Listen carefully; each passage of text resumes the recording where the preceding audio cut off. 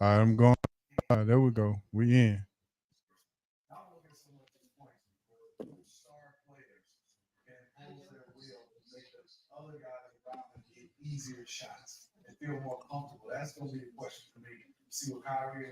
Uh-oh, Brazy. Yeah. Looks like they back for a fifth season, man. Who that? Sports Roundtable. Who? SRT Crew. Whoa. SRT. They got that realness flowing in their DNA. Damn you lame if you ain't tuned to SRT today.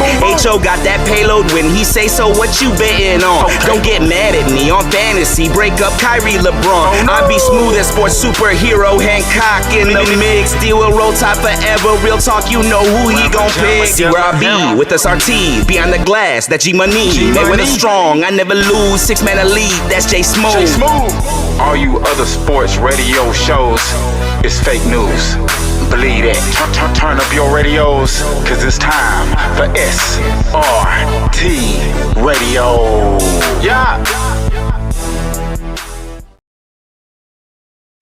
What up? What up? What up? It's Sports Roundtable, and we are live from our virtual studios overlooking everywhere on the internet, especially on our YouTube channel.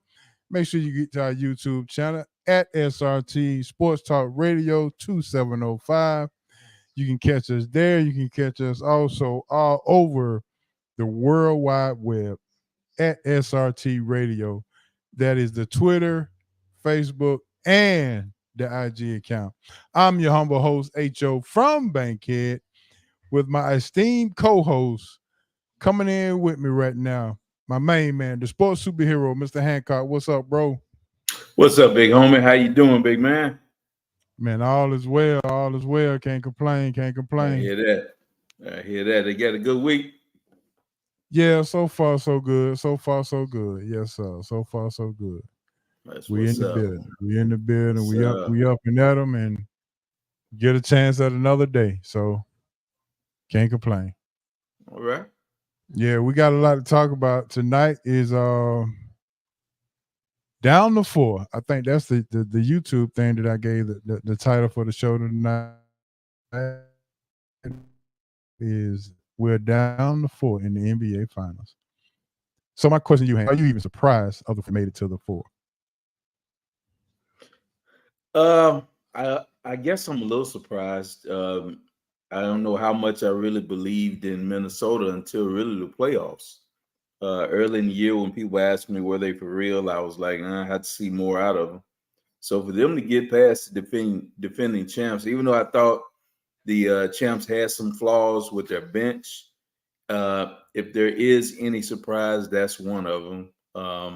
And I guess you can look at India as being a year ahead of schedule, or maybe a little bit ahead of schedule. I think a lot of it had to do with the injuries that went on in the East. That might have been one of the contributing factors when we look at Indiana being in this position right now. So, but yeah, if there's any surprise, I guess it'll be those two teams. Okay. All right. Well, yeah, I mean, you know what? Let me caveat that a little bit too, because I guess I can toot my own horn a little bit about Dallas. I told you when they made that trade that I thought they were my dark horse to get there. And it looked a little shaky, a little time somewhere along in these playoffs, but they were able to get through and get to this point. So in that respect, they're kind of surprised too, but I did have them as my dark horse. Draymond Green seemed to think that they are championship worthy and championship ready based on what he's seen throughout the playoff. No, that's what he's saying. Well, I'm not ready to go that far. I think I was more, in that camp that they could be a dark horse to even win it until watching them. Sometimes they get a little bit heavy, too reliant on what Doncic does with the ball, and he kind of takes them out of their offense. I think one thing that started to rub me a little bit the wrong way with him is the complaining to the referees and not just playing basketball. I think, it's starting to wear a little bit thin. I think even with the public, but definitely with the referees.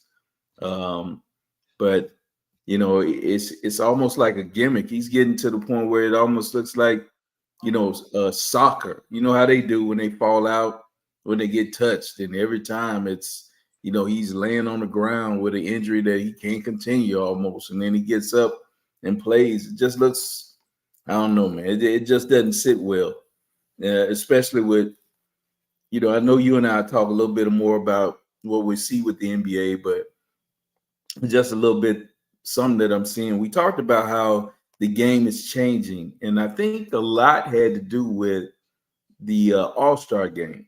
I think they rubbed this in the face of the commissioner, no defense, just a free-flowing, lollygagging. And if you notice, after the All-Star break, the physicality in the NBA went up a tick. All those little cheap calls stopped being called, and the physicality returned to the league, which is what a lot of my a lot of people that had detract from the game. It wasn't physical enough. It was too free flowing. Nobody's playing defense.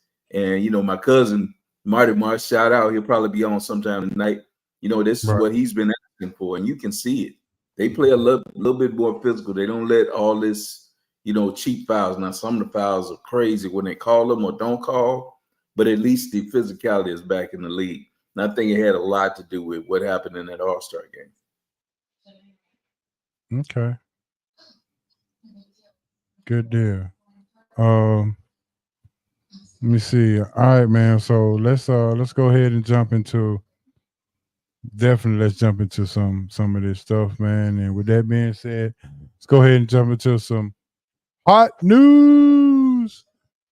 Man, the hot news sponsored by our good old friends, Big Easy Grill, 1193 Collier Road, Atlanta, Georgia. Big Easy Grill, the number one place to get some Louisiana seafood at all-time great.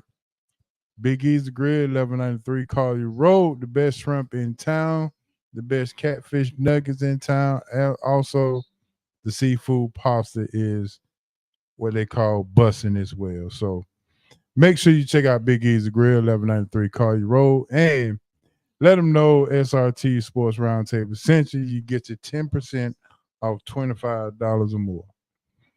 All right, big homie.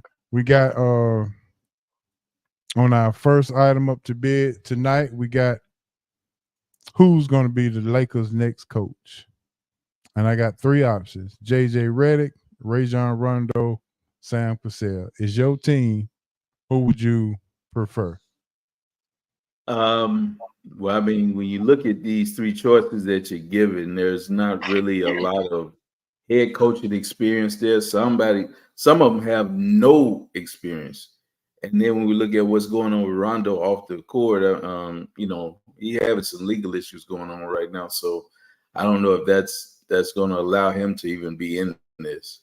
But JJ Redick gets a lot of life because of the shows that he's been on. A lot of the things that he said on First Take went viral, and a lot of things that he talks about on his podcast, and how he breaks down the NBA.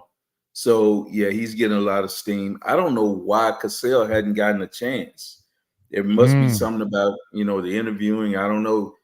We see it in the NBA more than anything that black guys get a chance, but for him to have been an assistant as long as he has, and for the peripheral thing is that he's pretty good, with the players. For him not to get a chance, right? As of now, it seems a bit, Chauncey passed him. Chauncey Billups passed him, and Chauncey was nothing but like an analyst on the networks. He wasn't even on the bench. So I don't know what it is with Sam, why he hadn't gotten a chance, but out of those three, if those are the ones you want, I'd rather see him get a shot. You'd rather see Sam get a shot. Yeah, I'd like to see Sam get a shot. The JJ and LeBron dynamic with them doing a podcast, I don't think that's what I want to see. I think a coach, shouldn't have that type of relationship with his players. I think you should have a good rapport with them, but they've been spending a lot of time together like this. I don't know how that works. It just doesn't seem quite right to me. So Yeah, out of these three, I'm looking at Cassell. What do you think? I know you're a Duke guy. He's a Dookie. How you feel about JJ getting a shot as a head coach? Well, they rumor has it that they brought Coach K in as a consultant, so I think it favors JJ in that respect. But if you want to be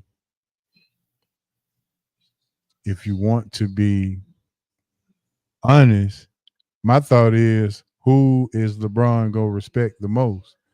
And he's played with Rondo, so does that dynamic hold water as far as the respect factor?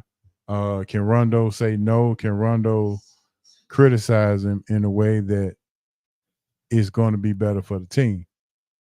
Now, I'm not sure that JJ holds that same type of, at least garner that same type of respect because of,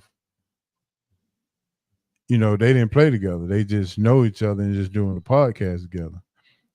So, I mean, I think right now, the respect factor is bigger than we are letting on to. So I would say Rondo would probably be the better fit because of LeBron and the dynamic of them playing together and the respect factor.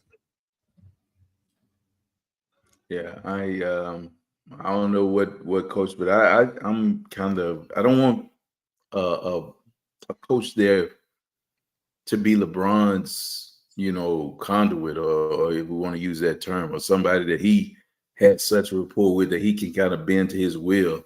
I'd rather see Rondo won't be getting the job because Maurice just. See, that's what I'm saying. That he's off the court. He got some issues going on, and that Maurice is speaking to what I was talking about. I'm not going to get in depth in what it is, but he has some things that are going on. I don't think they're going to allow him to be a head coach in the NBA right now.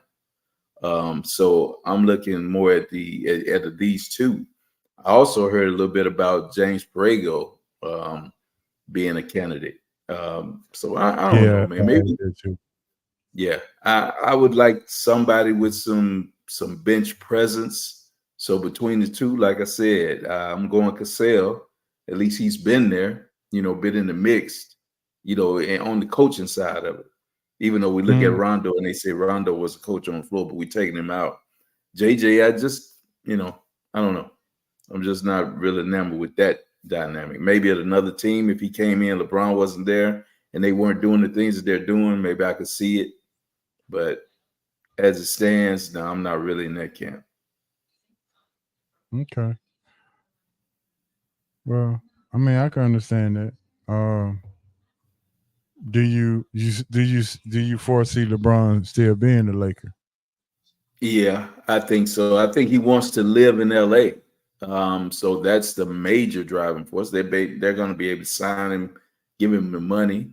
They'll probably cater to, getting Bronny there if that's the thing that they want to do.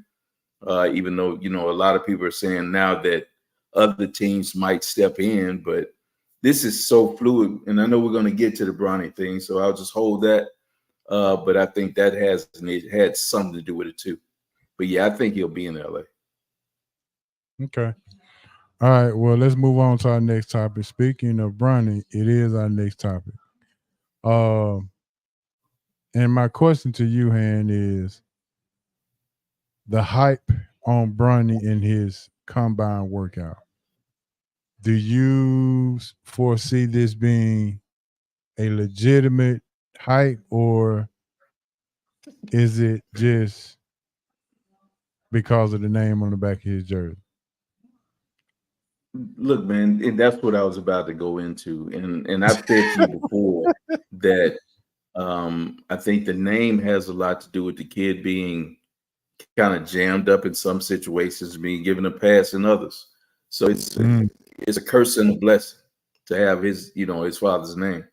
The issue with LeBron and the issue with this combine is from day to day, depending on where you listen, he's either a budding, NBA player, that will be on somebody's roster and contribute right away, or he's a player that it's not even worth getting drafted. You know, I've heard different shows, say different things. So I don't know. I mean, we've seen some highlights, and then we heard about his, his vertical jump, 40 inches, and there's been some positives and negatives. So I don't really know what to believe.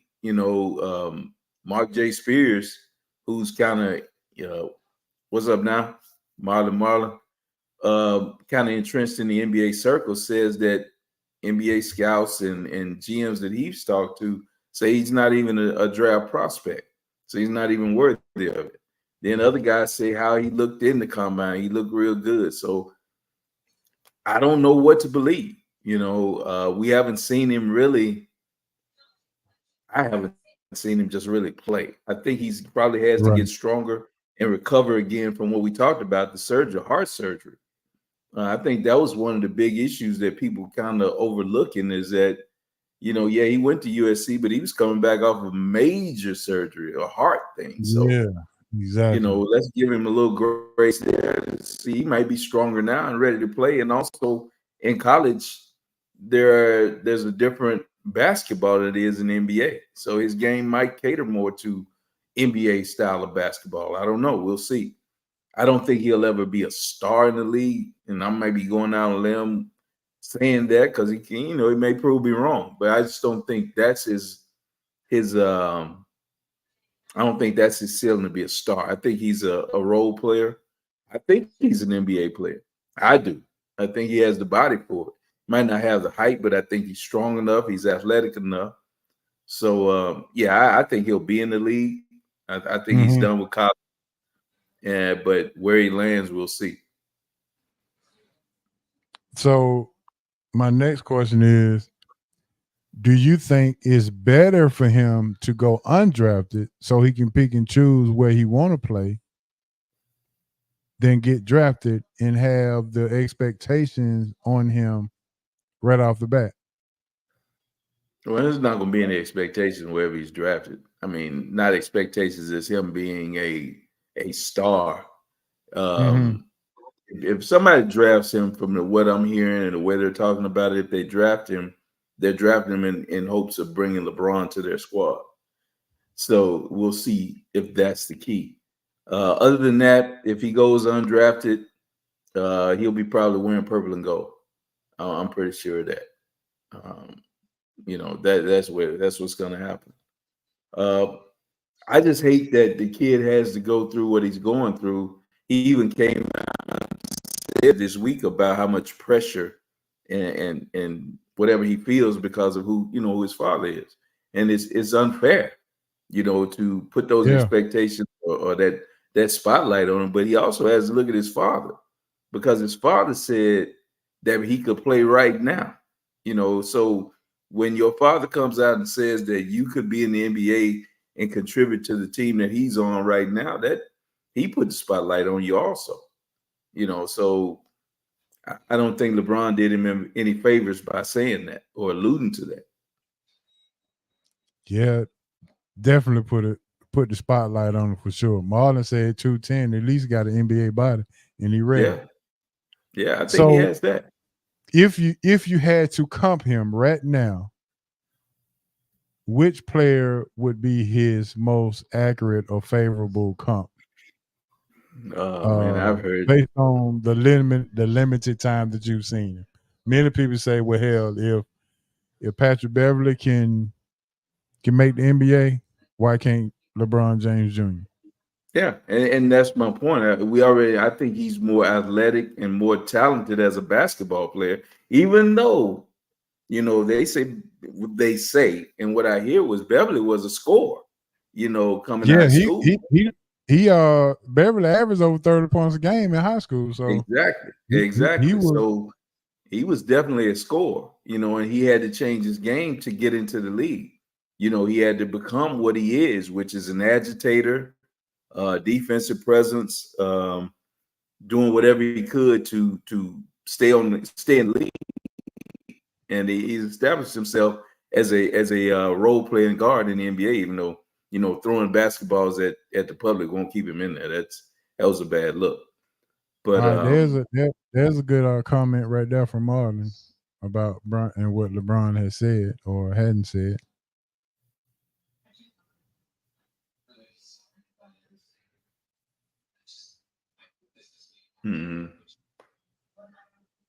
well, And Marlon said Drew Holiday is a good comp for him. Well, I'd like to see. I could see that. He probably shoots as good as Drew or whatever, or will shoot it as good as Drew. Now, the thing about it is, Drew is a defensive lock. You know, that's what he does or has done. Can Bronny be that? We'll see. You know, that's the key. But Drew was a true point guard. You know, and that's the thing. We look at Bronny. Is Bronny a point guard or a tweener who has some two-guard skill, but the size of a point guard? You know what I mean? So I don't know. Yeah. You know, that's the thing. But like I said, his athleticism gives him a chance. And I think he has the basketball IQ. You know, Big Homie, I watched him play. You know, we'd see him on these YouTube things, and I watched more than just clips, you know, from a time when he was, you know, playing small, you know, at younger levels. And his game was always that of a more mature, more IQ having kid than who he was playing against. You know, he would, you know, see passes and make passes and, you know, get in passing lane, strip, you know, deflect balls, make the proper read, score. So he's always had a high basketball IQ. Now it's just, like I said, his body. Does his basketball IQ match up with what his size is? You know what I mean? He probably plays bigger than what he is because that's just his mentality for the game. But I don't know. You can have that mindset or that mentality, but if you don't translate physically, can you adapt? Can you find a way to contribute? So that's what we're looking at. All right, Maurice had something to say about that. You agree or disagree? Well, not about that, but he had something to say about this. What, you know, okay, so what exactly? I'd have to see the exact. Oh, yeah, I don't even know what the quote is myself. So. Yeah, I know he said something after the fact about just let him play or quick, you know, something to that effect. Let's just let him play and let him, you know, do his thing. But like I said, you had already let that cat out of the bag. You know, them horses was already down the pasture. You opened the barn door and then trying to close it. You caused that by saying what Bronny could do. So if Maurice is speaking on that when he came back to try to retract, saying, you know, just let him play and let him be, then I understand what Maurice is saying. Yeah, you're deflecting now, but you brought the lightning rod to it. And Marlon says Bronny has a very high basketball IQ, and he usually makes the right play. Right, and that's what I agree with. I definitely agree with it. So, but let me just get a little piece on this, and just to go be a side note for 1 second. I understand what a good play is and what the right play is. Right? I understand that. Right. My question to anybody is making the right play don't apply to everybody. Big Homie, you used to tell me all the time, if you're the man of the team and you like to use Penny Hardaway as an example. If you got the game on the line and he has the ball, what did you used to tell me? You got to make the shot. Say it again. Go to the free throw line. You're gonna make that shot right then, or you going to the free throw line. But ain't nothing else happening. This is what it is right now. Nothing else gonna happen, right? No, this is it right here. No, this is it. And you see, you got to do that. You know what happened last night in the Indiana Pacers game? You have to end that game when you are the guy, and they didn't do it. But go ahead, Big Home. So my question is, saying making the right play does not equate to everybody who's the man. True. You feel what I'm saying? Like everybody, like I had like my thing was, and I harped on this long ago when LeBron James went for 51 points in the first game in the championship games against Golden State. He had Steph Curry on the mismatch. The clock winded down, and he passes the ball to George Hill. Yeah. And many people backed him up by saying he made the right play. No, he but didn't. The right play doesn't exist for him because he already had 51 points, and he's the man on the team. And he outweighed Steph by 40 pounds. And was 6 inches taller. You take that to the bank, buddy, every time. Yeah. So my question is, I mean, we understand making the right play, but making the right play for some players just not. It just don't exist. Yeah, I'm living and dying with who's arguably top 3 all time. He's got to take that shot. He's got to go ahead and do what he got to do, rather than pass to George Hill, who was a journeyman basketball player. That's not the guy that I'm gonna be okay with. If LeBron misses that shot, takes that shot, oh well. I'm living and dying with that one. I'm cool with that. Yeah, no doubt about it. Absolutely. Yeah, and we got the people coming in.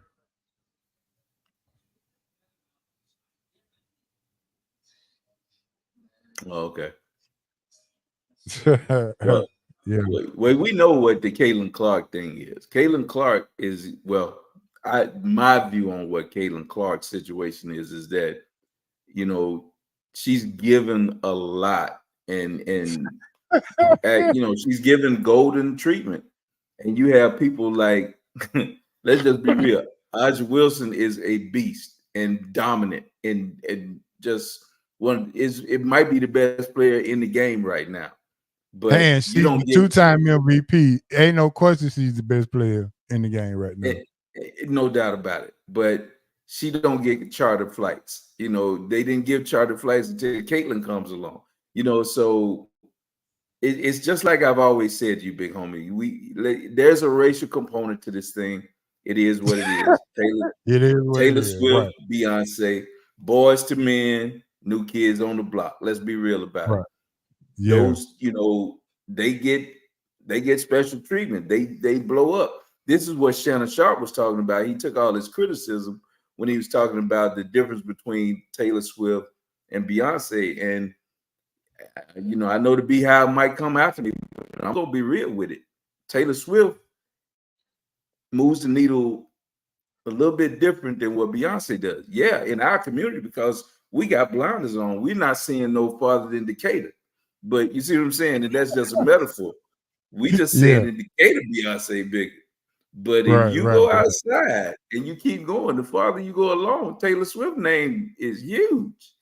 And, let's just be Taylor swing the election.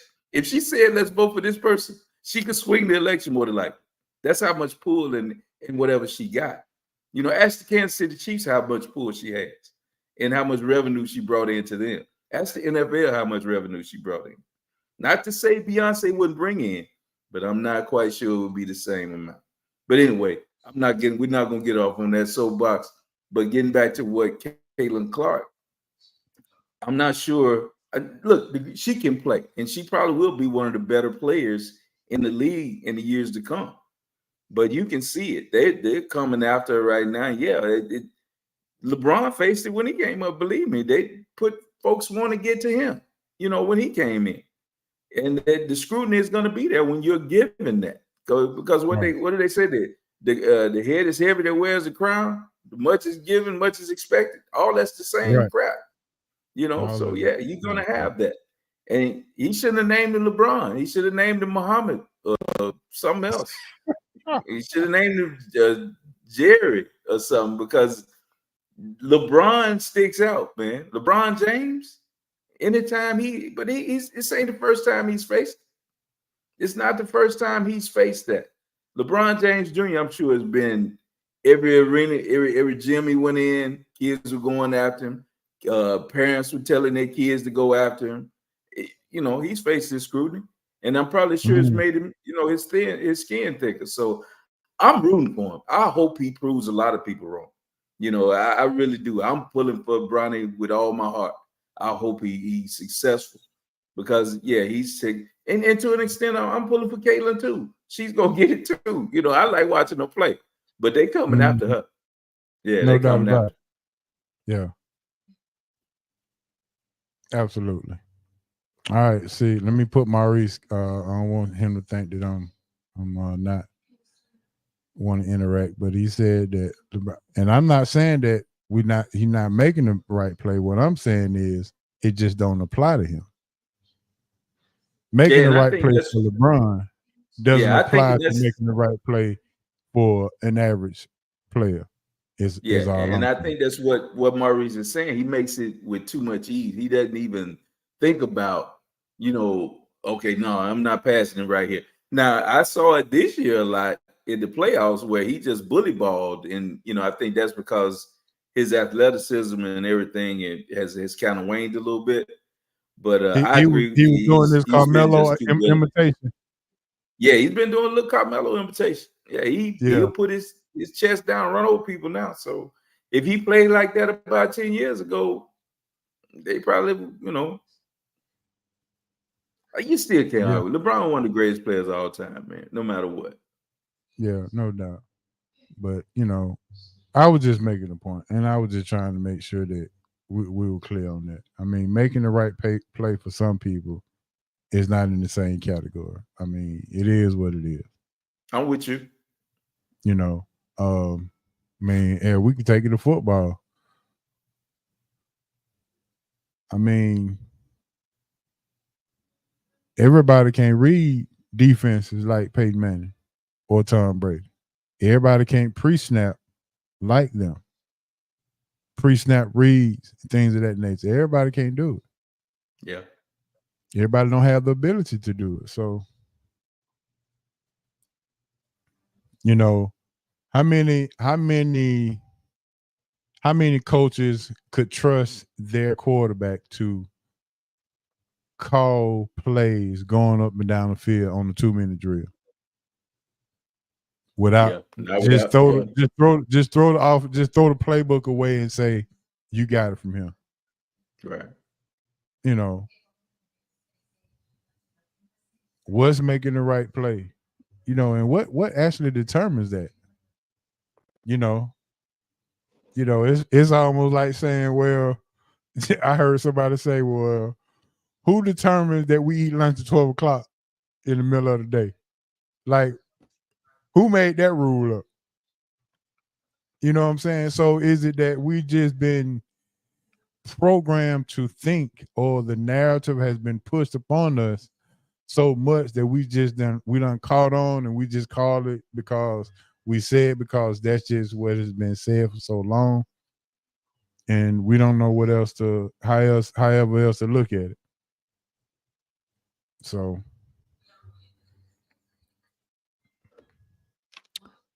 all right, let's get to our next topic. You gonna love this one. Does the Atlanta Hawks nation regret not trading for Spider Mitchell instead of Murray, in your opinion? Not just the nation, but the leadership group as well. Yeah. I'm not sure, big homie, because he's still a smaller guard, and now you would have had more shots going up from outside. Spider is a volume shooter. He shoots a lot of shots, and so does Trey. Mm-hmm. So I'm not sure even how that would work out as a backcourt. I think Spider needs to be paired with somebody who with a guard that's not going to shoot. Marla said, nope, Spider in Cancun already. Yeah, see, that's the point. I mean, he's so explosive. Don't get me wrong. I like his game. I want him in the right situation. I love to see him in LA, and that's nothing to do with what this question is. It's just that I'm not sure he and Trey work well together. It just nobody else is shooting the ball at all on with if Spider comes and plays. It's just not happening. The trade or the thing that I think the Hawks will regret is Siakam not coming, not getting Siakam. That's the one that I told you about a long time ago.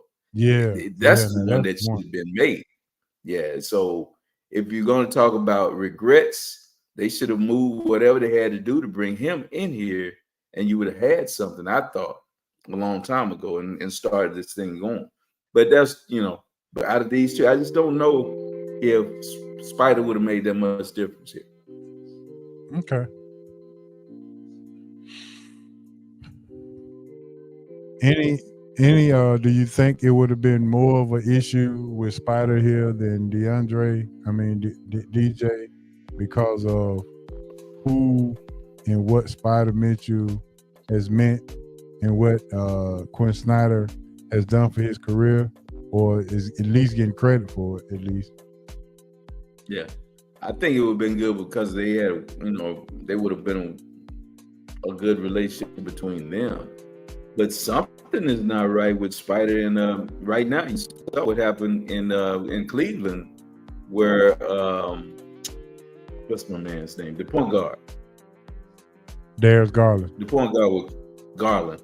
Garland said that if they sign Mitchell back, he's asking for a trade. He's under contract. So something is up. Yeah. He doesn't want to play with Spider. So you think Trey would have wanted to play with something is up? I mean, I don't know what it is. But apparently he's not the backcourt mate that, if he's not dealing with him, well, how could he be with Trey? Yeah. I mean, it was you understand? I mean, I don't know. Yeah. I don't know. Yeah, I don't know, but Garland wants out. He's publicly said he wants a trade if they sign Spider back.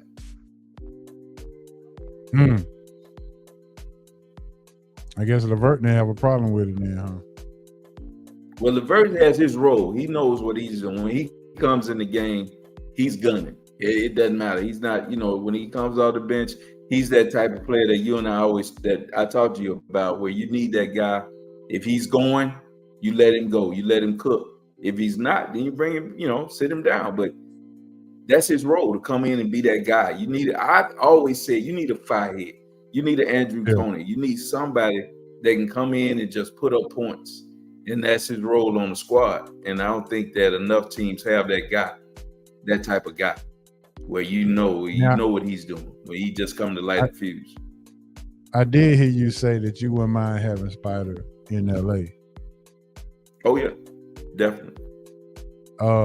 Now, if you had your choice, I'm hearing Chris Paul's name being thrown around as well to come to the Lakers.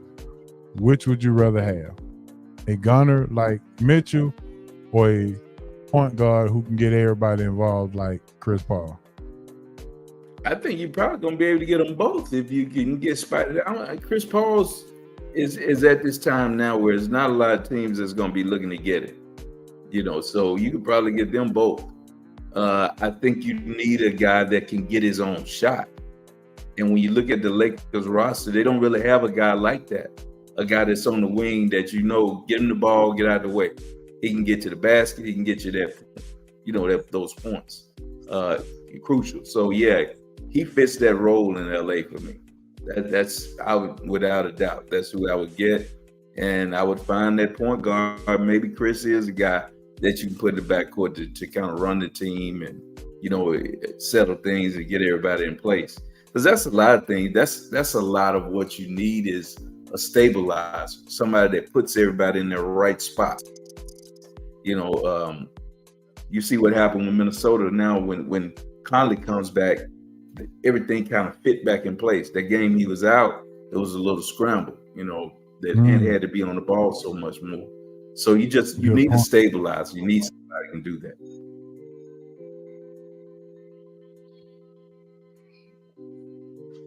But yeah, you asked me about which one. No, I'm with Spider. All right, Marlon said no. Yeah, well, one thing about with CP is he's gonna get hurt. Somewhere along the line, he's gonna get hurt, and You know, I don't know what it is. Maybe it is a curse, man. I don't know what it is, a curse, man. And then he said he needed to apologize to Julius Hart. Maybe, I don't know. Yeah. All right, bro. My last topic for the hot news is this. And I heard somebody talk about this online, and I just wanted to bring it to your attention. The MVP, third-time MVP of the NBA, goes to a Game 7 at home. And they did not win the game. They lost. And they was up 20.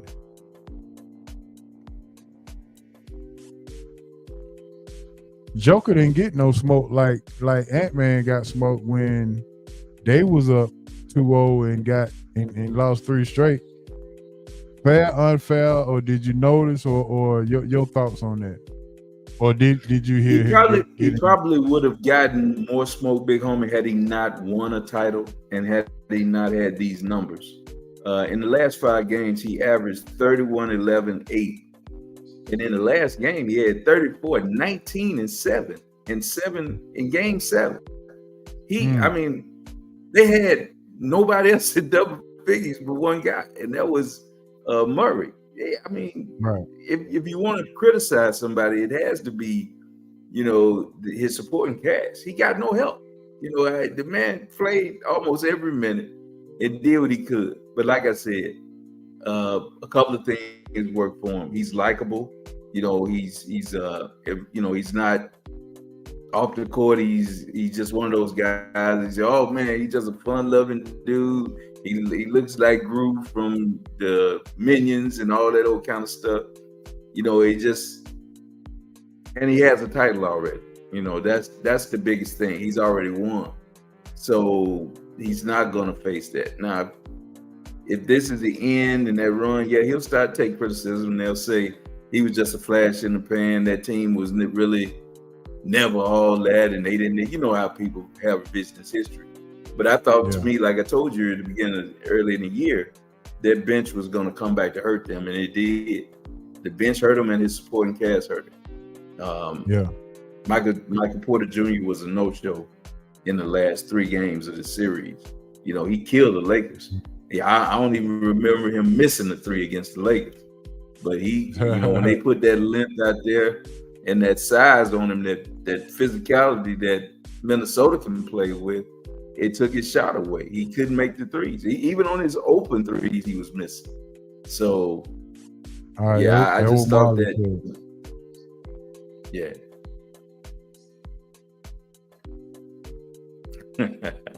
That could be true too.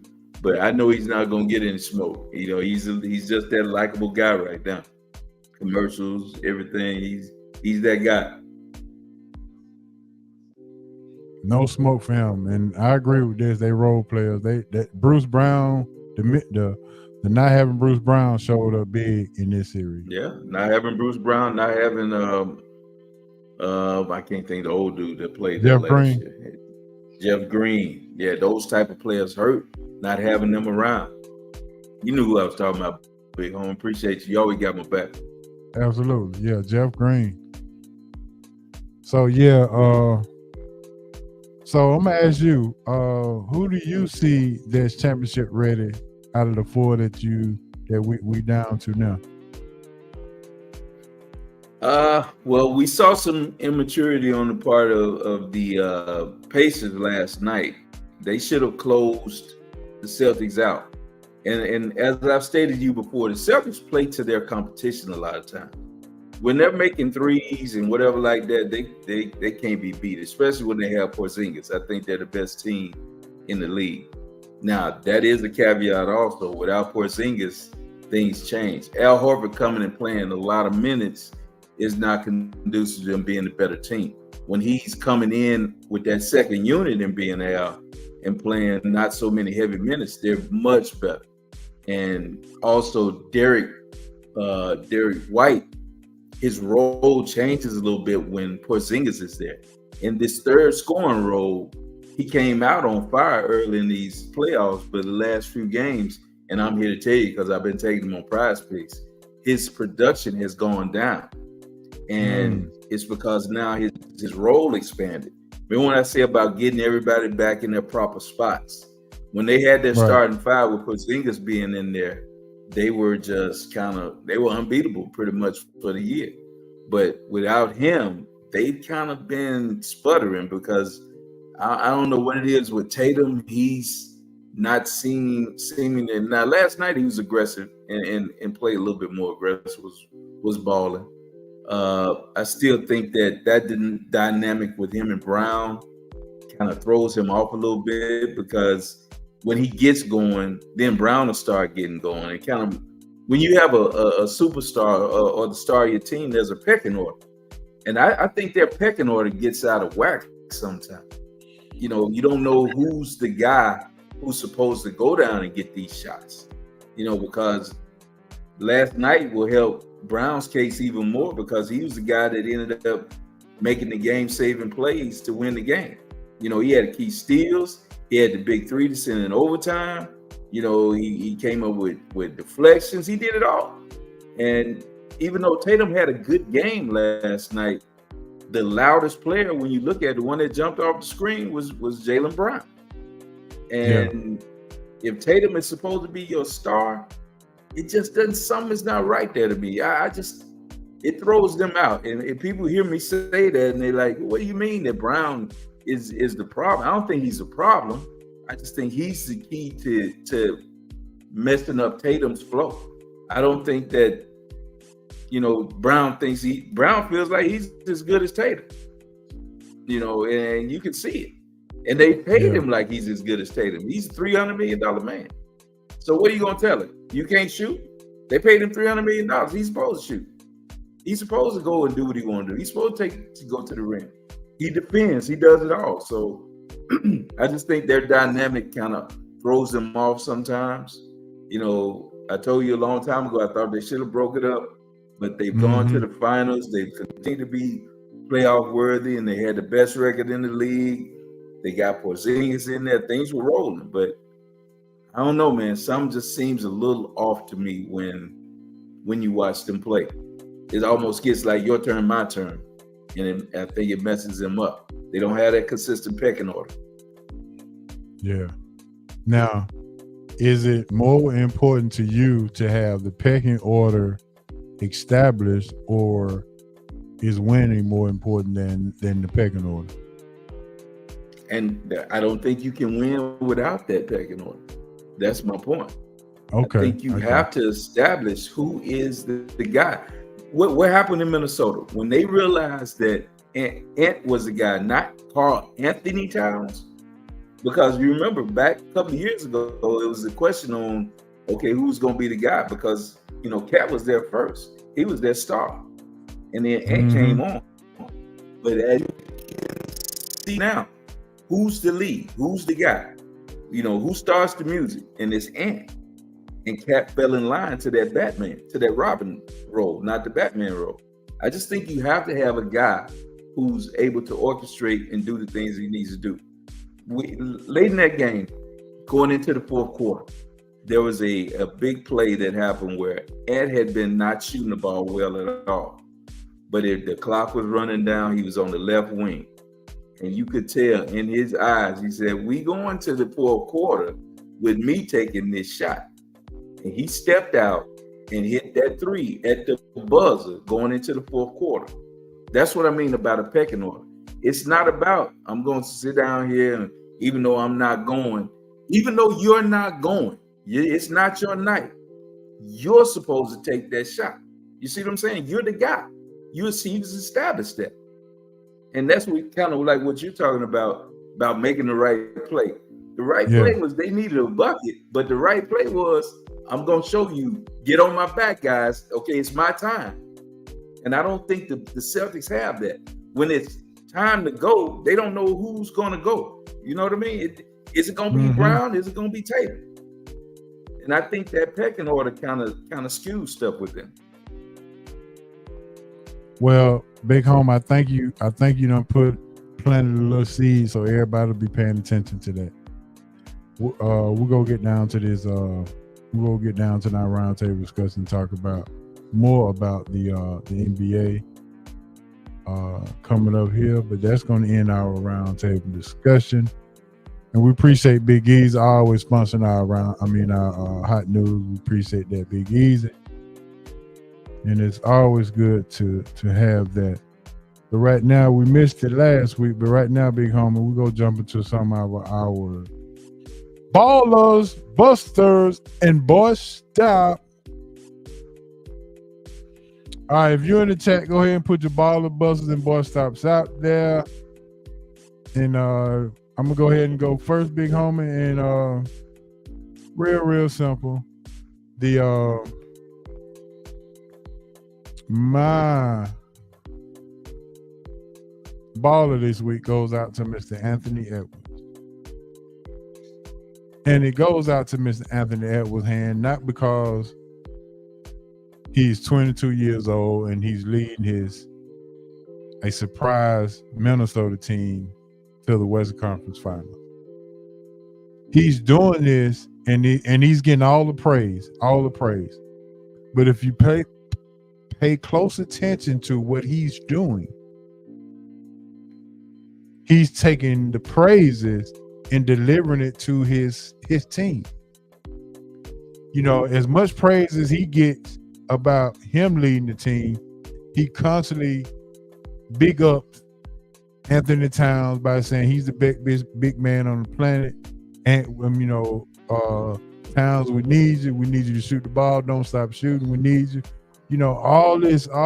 So he continues to be a humble superstar in an upcoming role. And you don't see that a lot. That's that old soul in him, that he's been around some people, some big brothers that's done taught him how to humble himself, even when he continues to get the fame and the glory. So that's why he gets my baller for this week, because of the way he's handled his start. I love players like this, Big Homie, and I wish there was a way to put a heart monitor on him in big moments, because when you have guys that succeed a lot of times, you can tell their heart rate don't go up in big moments. Right. You know what I mean? Like, and it's like, I always say that if you can play like you playing in your backyard on a big stage, like you playing in your yard. You know, in my yard, I knew where the dead spots were. I knew if I dribbled over there, the ground kind of sloped, so I couldn't go that far. The dribble was gonna be wrong. I knew where to go over here if there was a hole where the dog was digging in the yard. You know what I mean? I knew that the concrete was over there. You know, the ball was gonna bounce different over there. So knowing, it sounds crazy, but I always say if you can play on a big stage, just like it's your backyard, and you calm about it, you know where you're going, and that's where Ant looks like. He looks like it don't matter. I'm not too big, I'm not too heavy, I'm not too high. He knew his shot wasn't going the other night, right? But when it was time to make a shot, he made them. He made one from the corner big. He made one from the wing big. He also stripped Murray at half court for a big play. So I agree with you, man. That's a great baller. Yeah, I just think the game is just slow for him right now. I'm gonna go with his teammate, the guy he big up. I'm going with Cat. Cat had 23, 12, 2 steals and a block. And he had one of the great putbacks in the game that ended the game. That when he ran in there past Joker and past KCP for the putback dunk, that kind of like almost sealed the game to me. So I'm gonna give him my baller because he takes a lot of heat, but it has him playing out of his mind right now, man. So I'll give it to Cat. Cat is my baller. All right. Anybody in the chat, y'all throw me your ballers out there. Let me know what's happening. All right, we're going to jump to your busters. Throw your ballers and your busters out there. All right, Big Homie, my buster is going to come outside of the sports world. And it's going to be a little sad. Uh-oh. My buster this week goes out to no other than Sean Puffy Combs for his apology. That unnecessary apology, because the act that he was apologizing for was just unethical anyway. You know, so he get 2 buses. First of all for the video, and then second for the dang apology of the video. I mean, sick is sick. Sick is sick. And I just don't understand how you can be that demonstrative on one side and then come back and apologize after we see it, after everybody else see it. Now you all of a sudden you done got righteous. Yeah. I don't. Yeah. He denied it, big homie. Talking about how he was going to be proven wrong and exonerated by it, and he didn't do any of that, man. Man, miss me, man. I agree with you, man. He's a buster. He's a low life. Go ahead, big homie. I got a little shot over here. You can go ahead. I dare him to come. Man, it's just. I mean, he beat that girl and kicking her and all. Man, come on, man. It was disgusting, man. That was disgusting. It was. You know, it was totally disgusting. And, you know. He can be the buff of the week every week. Yeah, man. I ain't got nothing to say about that dude, man. That dude was wrong. My bust, the big homie. I mean, my bust ain't even worth it, man. After that, I mean, but I'll go with the Indiana coaching staff, man, last night. To choke away that game, because that's what they did. They choked it away. You're sitting there, you have to call timeout and move the ball into the front court and set up a play. You know, you don't inbound the ball under your basket where in that situation, you go ahead and inbound. At that time, I think you can actually use the backcourt to throw it in also. You know what I mean? Because I think the last minute or last 2 minutes of the game, you're able to inbound into the backcourt. So you create more room. I mean, they just, for lack of better, they just jacked this game off, man. I mean, they really did. And the pass was horrible, but you gotta make sure that you put it into play into a way to get the ball in bounds. You cannot turn the ball over right there. And the other thing is you compounded it by not fouling. The team needed a 3. Big homie, why would you do anything other than switch everything, right? You switch everything. If they get a layup, I think a layup counts only 2 points, big homie. Is that right? Yeah. Is that right? They were up 3. So you play outside in. So if anything, let them run to the basket for a layup. You don't give up the 3.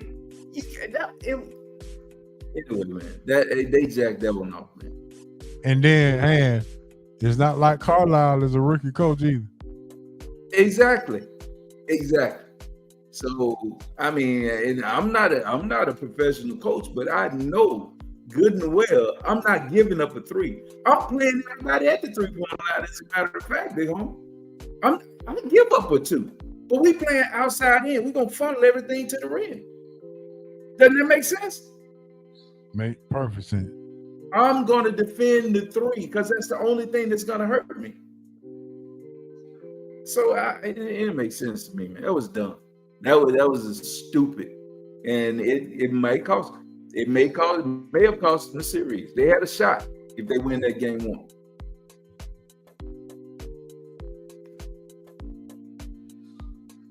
All right, so here we go with our boy stop. My boy stop is a little bit off of sports as well, and my boy stop, it goes out to CNN and the interviewer Abby. I can't remember her last name now. Abby Phillips, man. Abby Phillips.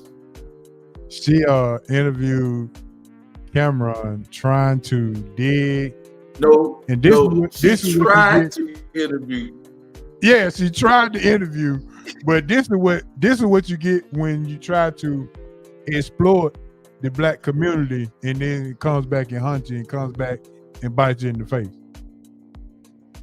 And I just say, this is what CNN get for trying to pile on and jump on board and trying to, to expose and be all this. They trying to be TMZ and interview somebody that they thought was close to Sean Combs, and he was like, "Bruh, they must thought I wasn't signed to him. I don't know him like that." So CNN, do your homework before you trying to exploit people. Do your homework, please. So CNN gets my boy stop for the week. That was horrible. I thought it was the funniest thing I saw this week, big homie. I could not believe that fool. Damn, he sat there and drank one of the horsepower and said, "I'm getting this drink in because I'm about to go get some cheeks." I thought I was gonna die. Man, this dude on national television, though, CNN, had the most comical sketch that I've seen this year. It looked like something on Saturday Night Live. You know how they do parodies? That looked like a parody. I could not believe what I was seeing. Dude, I ran it back 3 times on YouTube Live. It was hilarious.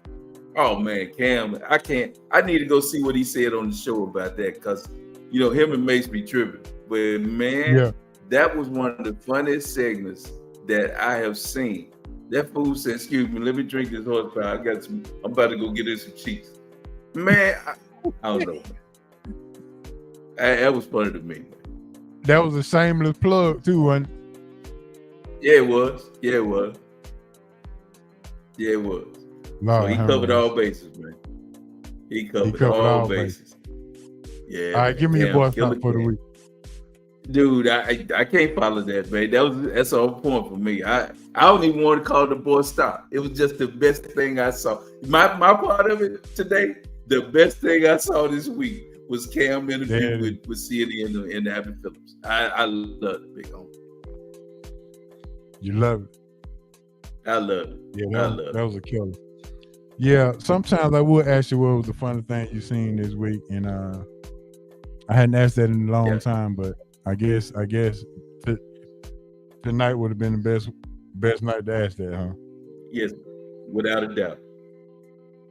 Did you see that Shannon Sharpe interviewed Lavelle Crawford? I haven't seen that one. Well, I haven't seen it either, but I did. I see some of the little reels is going. Uh-huh. So I don't think it's come out. The full interview has come out yet, but yeah, he's next. Seems like when they said they wouldn't go get no more comedians on, seems like he's getting all of them now. Hey, Shannon, he knows what moves the needle, man. Yeah, so there it is. So definitely got to check that one out. All right, man, let's go in Ballers, Busters, and Boy Stop. That was funny. Say that's the funny thing you heard all week, huh? Man, it was hilarious, man. Hilarious.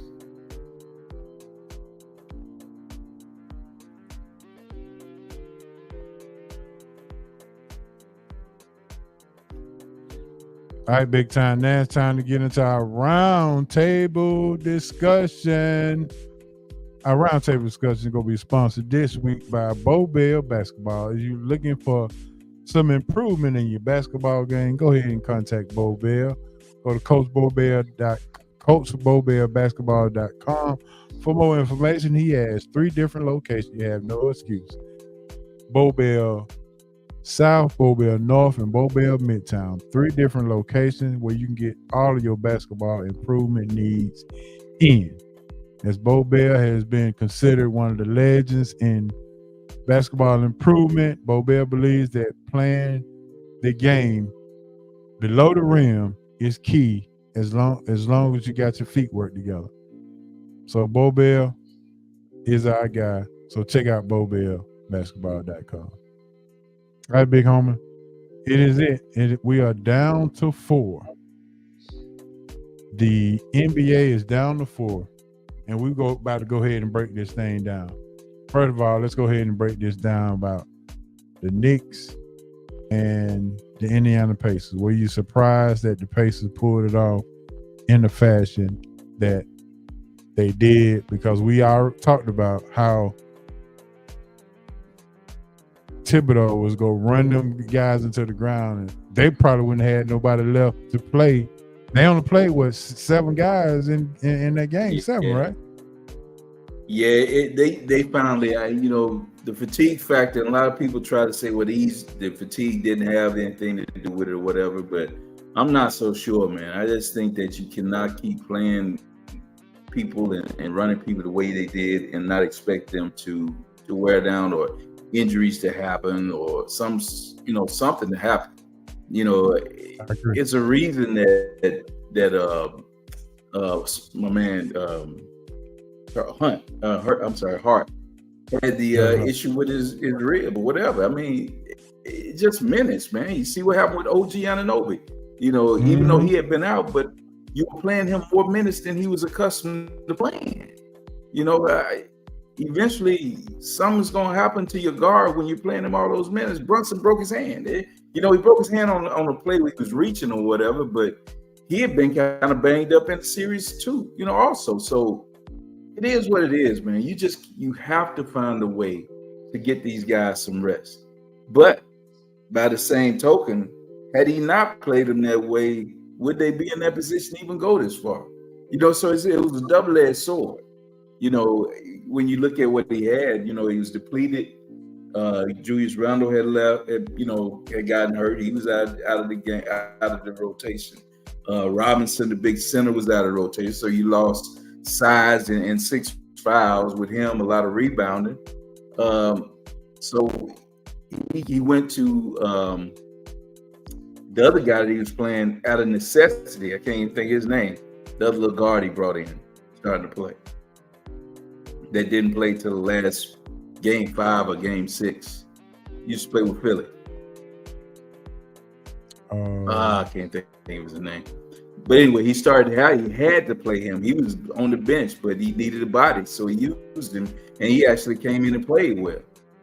So, I mean, when you look at how Thibodeau coaches, yeah, it's effective, but be prepared. It's only going to last like, hey, it's coming. It's going to burn out because he's going to burn the players out.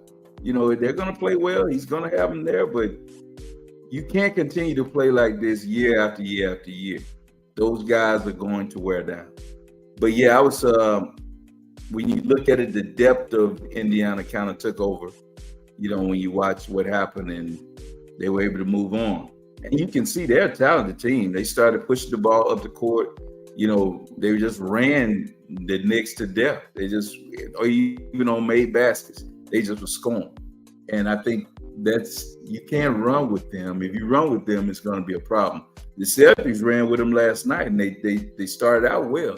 But before they looked up, the Indiana was right back in the mix with them. So that's why I'm looking forward to that series. I think the Pacers have a lot of young, athletic players. They get out. They don't care about what you're scoring. They're going to score with you. They're going to keep scoring. And they're going to see how much you can score. So that's the way they play, man. And so far, so good. They're in the conference finals.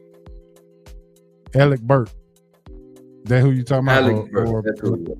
Yeah. No, that's who it was. Alec Burks. He had to play him out of necessity. He wasn't even getting and Milton, minutes. Milton is one from Philadelphia. Yeah.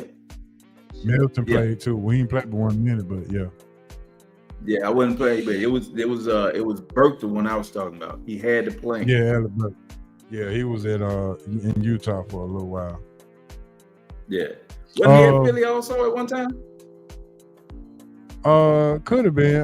I can't recall him. Yeah, it doesn't matter. Let's talk about. Yeah, let's talk about Dallas and how they finished off OKC. Were you surprised in that game 7? Yeah, like I said, that was my dark horse, but I honestly thought OKC outplayed them this series, to be honest with you, what I saw. It just down the stretch of that last game, it looks like they kind of fell apart a little bit. And Dallas was able to capitalize on a couple of things and got past them. the three in the corner where they called the foul, the three free throws, that was kind of a key to ending the game. I hated it ended like that. I thought it was a foul. Yeah, I thought it was a foul. So I'm not gonna say it shouldn't have been called. Some of the calls they said, well, if you hit the top of the ball and then you follow down through, if you hit somebody in the arm, it's a foul. I mean, I just think it's a foul. But I don't know. The NBA has ways of changing rules to fit the narrative. So I mean, some of the calls that I see, I'm like, well, in basketball that I know of, that's still a foul. If you see somebody going to the basket and they go to make a layup and you slap through, you hit the ball, but you knock their arm almost off their body. In every other basketball I know, that's a foul, but not in the NBA. So I don't know, man. Anyway, back to seeing Dallas. I think that adding the two guys they added at that trade deadline, and PJ Washington and Gafford, really solidified their defensive side, because I don't think they even had a defensive presence prior to that. But having that and then having the two guys that can get you 40, and what's been a pleasant surprise for them has been Washington being the third scorer for them. He's been giving them 18 to 20 points out of that third scoring role, which is what they need. They got to have, even if Luka and Kyrie get you 40, you got to have a third scorer. And he's been consistent enough to give them that. So if he can continue to give them that, they have a legit chance of winning tonight and moving on to even win in the next series. So we'll see. Looking forward to tonight to see how they do, if they can continue to get that third score. They're so small. Well, they're not so small, but they're smaller than Minnesota. Minnesota is so big, so long. We're going to see how that equates to the rebounding game. What did Pat Riley say? No rebounds, no rings. So We'll see. I think that's going to be the key. Because a lot of times when we see they get it up off the backboard and just continue to pound the glass. So I don't know. We see what happened with the length. Gobert is a big 7'5" guy, 7'4", whatever. And they bring in Naz Reid off the bench, who's about 6'10". Cat is 7 foot, and they're just long. And then Ant is just so athletic. He'll come make blocks, rebound, get keyboards. So the size that they can bring on, and I didn't even say anything about Jaden, the McDaniel kid, So, yeah, he's about 6'9", 6'8", 6'9", with, length. I don't know, man. That size, we'll see if that's a factor when it comes down to it. Is Klima back for Dallas? Do you know? Not that I know of. Okay. Well, I don't. So see, that's another body that they're going to be missing. They just got Hardaway back. He's going to have to give some minutes.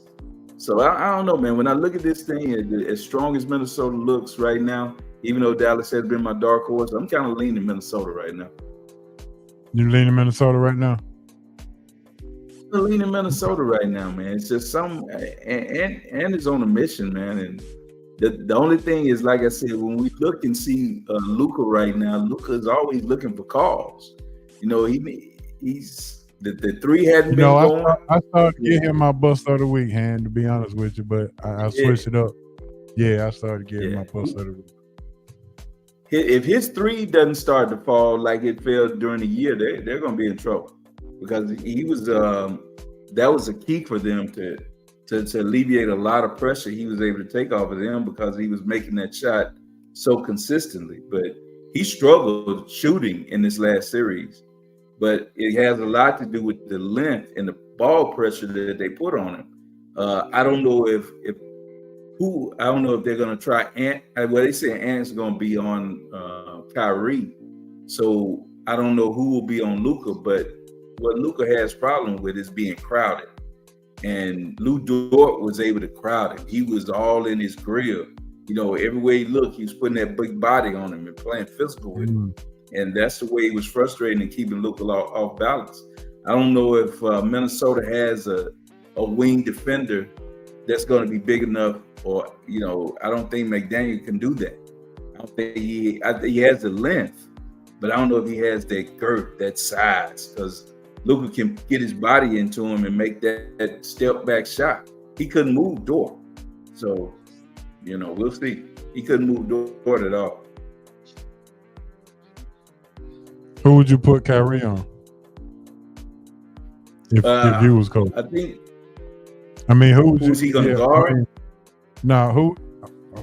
Who would you put? Yeah, who would you put?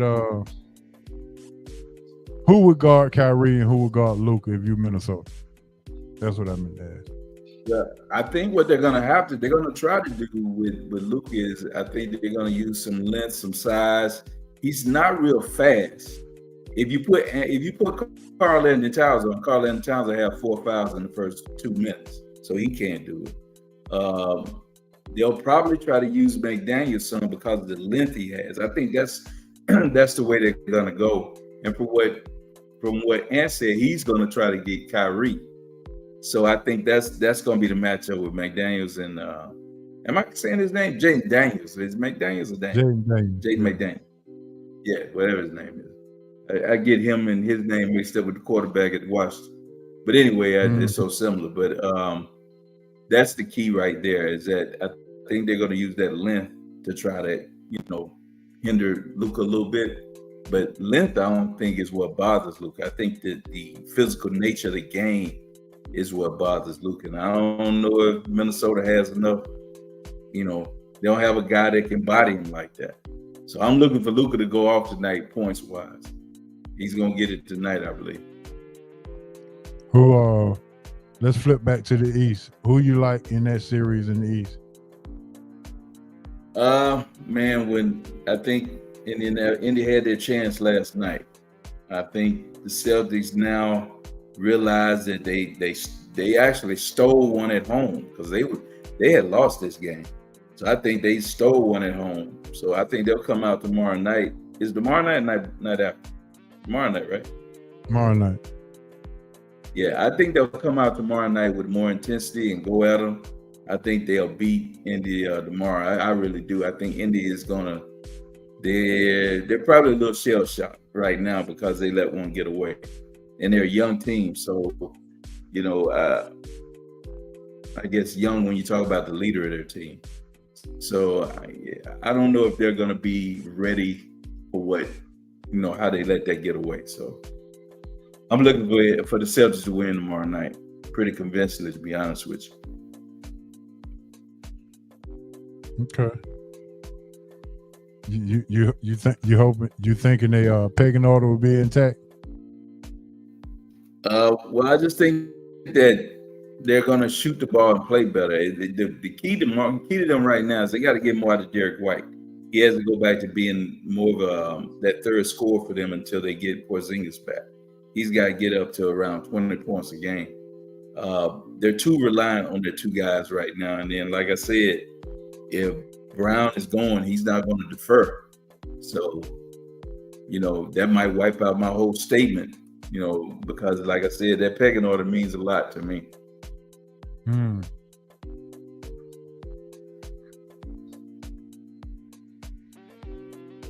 But you like the Celtics for the series as well? Yeah, I do. I think, like I said, yesterday's game would have gone a long way with me kind of like, well, maybe this isn't going to work like that. But I just think that they let a golden opportunity get by, man. They let a golden opportunity go. Who's the most important player in each series? To me, it's still got to be Ant and Luka. They're the most important guys in the series. I mean, Luka has to go and score. He's got to start scoring at 35 points again. He's got to get back up there. I think he has to get his points up to around 30 and in each game. He's got to give you that 35 to 40 points a game. He's got to get his double in assists and about 8 or 9 rebounds. So he's got to average close to a 30-point triple-double, I think, for them to be effective and win the series. Ant has to be that two-way player that he normally is. So I think he's the key. He's actually the engine for them without a doubt. The Celtics, man. Their best defensive player and their best offensive player. When the last time you had that on the team? Yeah, that doesn't happen a lot. It doesn't happen a lot anymore. With the Celtics, I think the key is going to be if they can get Porzingis back. They get Porzingis back, I think it's a wrap. Without him, I think Indy still has it'll go at least 6, maybe 7. But if Porzingis comes back, I think it'll end about 5.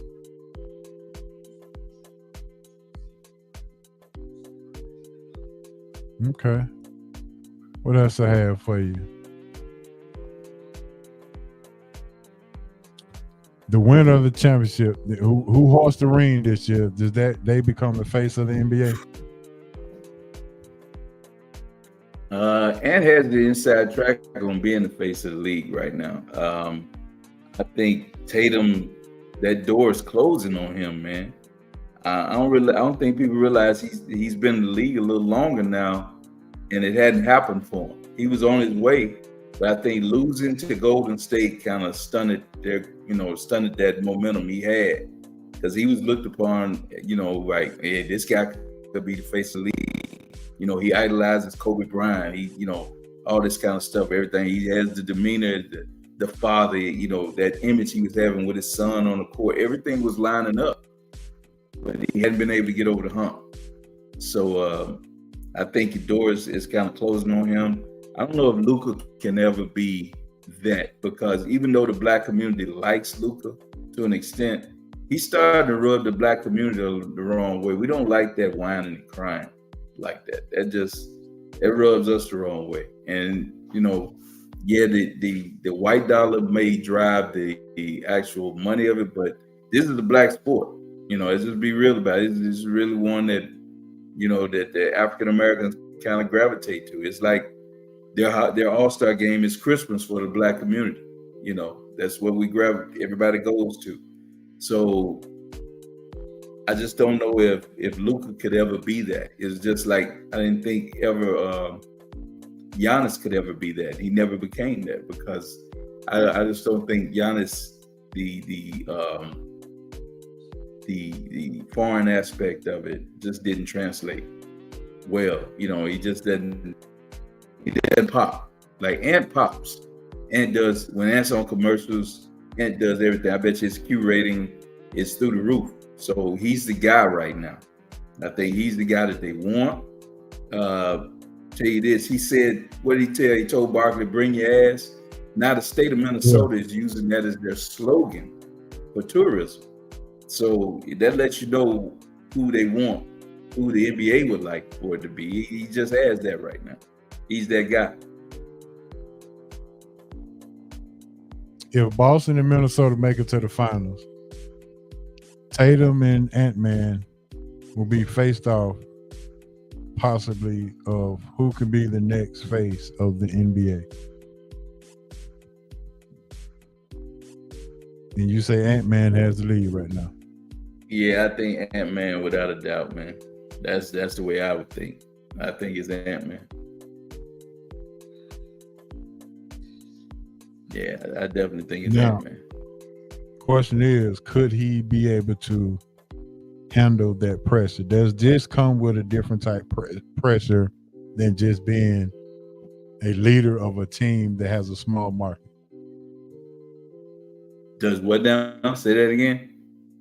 Could he be able to handle being the face of the NBA opposed to being the face of a small market team? Yeah, I think the only thing that can derail him, and there's been some things that have come out that hadn't put him in a good light, like some text messages to this one young lady, and I hate to even bring it up and say it because I don't want to bring any negativity toward it. So I won't say it, but I'll just put it like this. You can't have the missteps off the court, like say what happened with Ja. Those negative things like that, if they can keep those to a minimum, that's why Mike was able to be what he was. He never let the detractions off the court interfere with his public persona. And good thing about it, there wasn't a lot of media attention like that. Social media wasn't around. So I think the only thing to me that could derail him, just like when he, a couple See, I don't want to bring up the negative, but there have been like 4 or 5 different, well, about at least 2 to 3 negative things that Ant has done that would derail him, from being that face. But they've been able to move past him right now because of his success and his charisma that he shows when he's on the camera. So as long as he doesn't let those things wane, he keeps winning. Yeah, he has a shot. I think he has a real shot. All right, my next question after that is, can Ja get it back? I told you 2 weeks ago, Josh sitting back. Winning cures all. Like I said, Kobe came back from a rape case, So winning cures all. The only thing about it is Kobe's rape case wasn't something that we saw on social media. You didn't see him with the young lady. The thing you saw with Ja is you keep seeing him with guns. That's the problem. But the United States and America is a forgiving nation. And we see that when Donald Trump became president. They'll forgive you. So he got a shot to be whatever in this world. So yeah, I think Ja, I wouldn't put it past Ja being back in this limelight soon. He's too good. Too good. He's too good, man.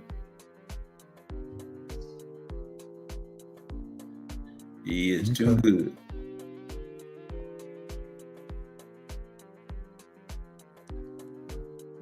With Minnesota, what are you attributing their success in this playoff to their defense or to the fact that they have a pecking order that everybody has accepted and agreed to? That's good, and that's what I mean about. I think the defense is definitely a driving force. But once they establish once you establish roles and everybody knows what they're doing, they can expect their shots, they know who's getting it. I just think that's a key, big homie. And they do it better right now because they know who the guy is. And the guy happens to wear number 5. And once they figured that out, that Ant is the guy, they've been on point, man. So I think knowing your team, knowing who's the star, has made them become what they are.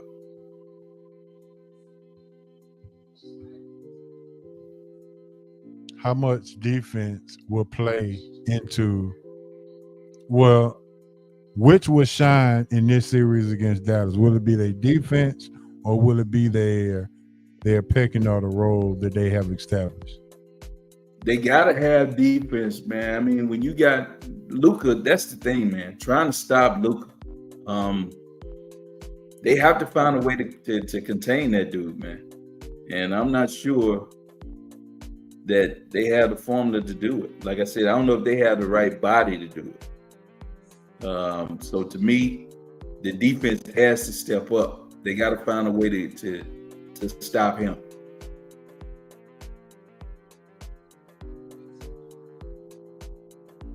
So the defense is going to be definitely going to be important. Yeah, defense is definitely important I think, in this game.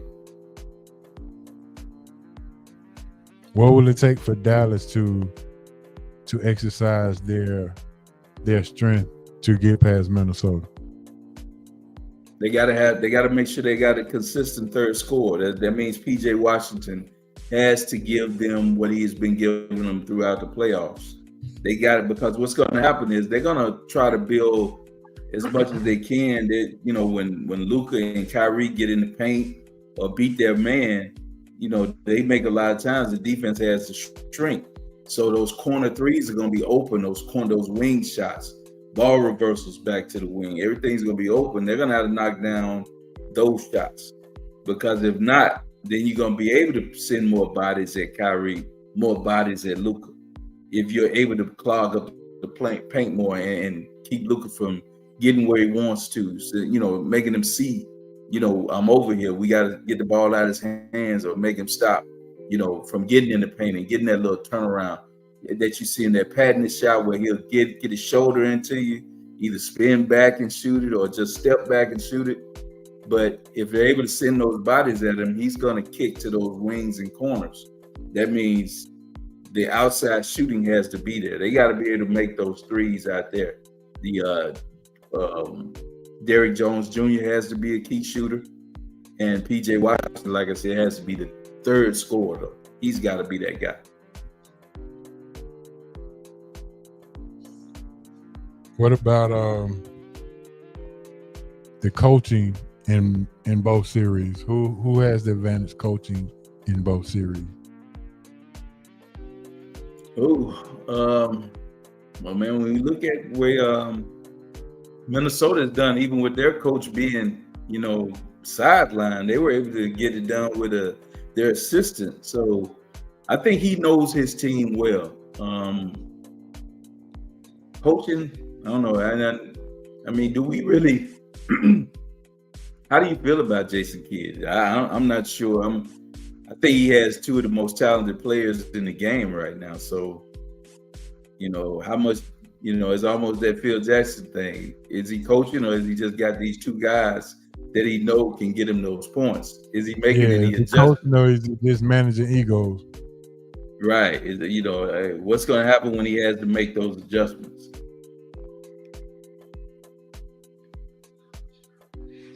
Or does he rely on Kyrie since Kyrie has been there before, or does he rely on his assistant coaches? I think it's probably him being a point guard, and have been in the wars or whatever. He will probably revert and say, "Okay, Kyrie, I'm gonna trust you, to make the right decision, make the right play." So I kind of lean toward him, kind of letting Kyrie do his thing a little bit and trusting him.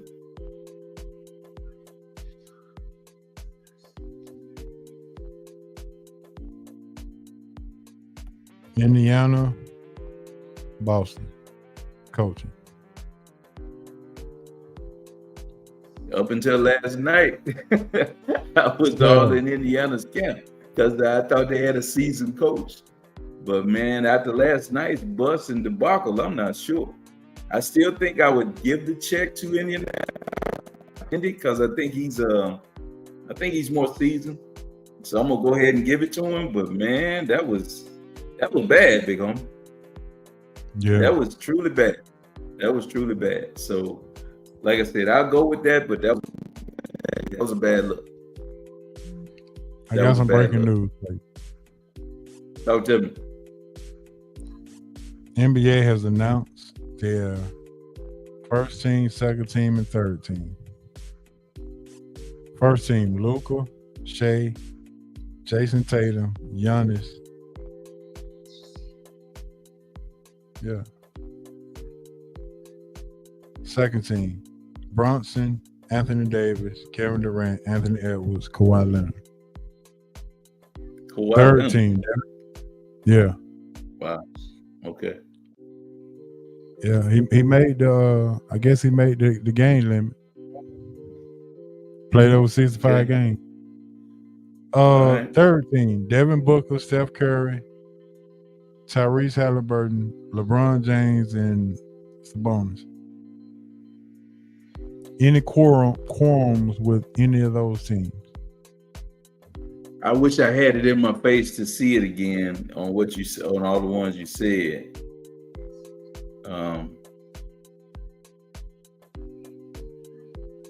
I'd have to look at it again just to know exactly, or hear it again. It's kind of hard to go over everything. Go with that first five again.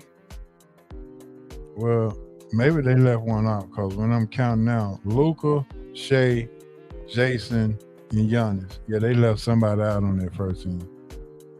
Because that's just four.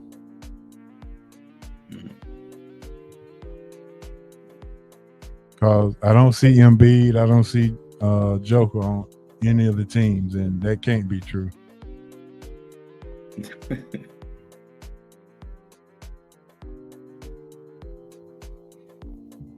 Yeah, so the first team missing a player, and I don't know who that player is. Is it Luka or is it Embiid?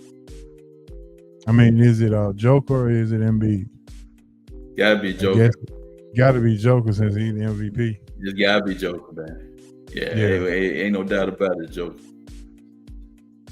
Well, Embiid ain't on the second or the third team. Not even the second team. No, he not Embiid didn't play enough games, did he? Oh yeah, that's right. He didn't play enough games. He didn't play enough games. Kevin Durant made the team. Are you surprised at that? A little bit. Yeah, I'm surprised too. I guess, to be honest with you. I guess I am a little bit, yeah.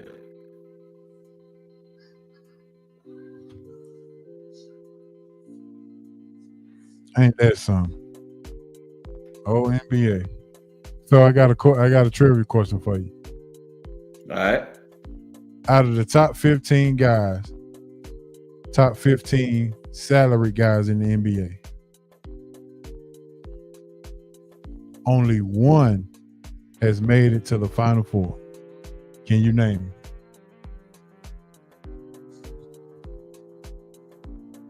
Top 15 paid players in the NBA. Only one made it to the Final Four, which means out of the top 15 paid guys in the NBA, 14 of them are in Cancun.